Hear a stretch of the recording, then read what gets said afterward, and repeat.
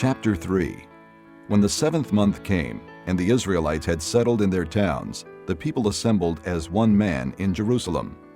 Then Jeshua, son of Jozadak, and his fellow priest, and Zerubbabel, son of Shealtiel, and his associates, began to build the altar of the God of Israel, to sacrifice burnt offerings on it, in accordance with what is written in the law of Moses, the man of God.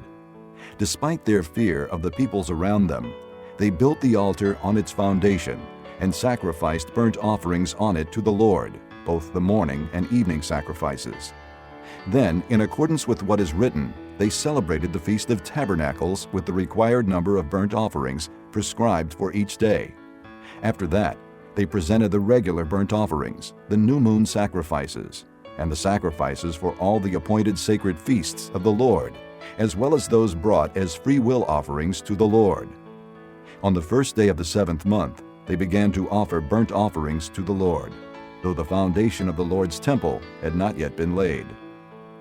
Then they gave money to the masons and carpenters, and gave food and drink and oil to the people of Sidon and Tyre, so that they would bring cedar logs by sea from Lebanon to Joppa, as authorized by Cyrus, king of Persia. In the 2nd month of the 2nd year after their arrival at the house of God in Jerusalem, Zerubbabel, son of Shealtiel, Jeshua, son of Jozadak, and the rest of their brothers, the priests and the Levites, and all who had returned from the captivity to Jerusalem, began the work, appointing Levites 20 years of age and older to supervise the building of the house of the Lord. Jeshua and his sons and brothers, and Kadmiel and his sons, descendants of Hodaviah, and the sons of Henadad, and their sons and brothers, all Levites, joined together in supervising those working on the house of God. When the builders laid the foundation of the temple of the Lord, the priests in their vestments and with trumpets, and the Levites, the sons of Asaph, with cymbals took their places to praise the Lord, as prescribed by David king of Israel. With praise and thanksgiving they sang to the Lord. He is good.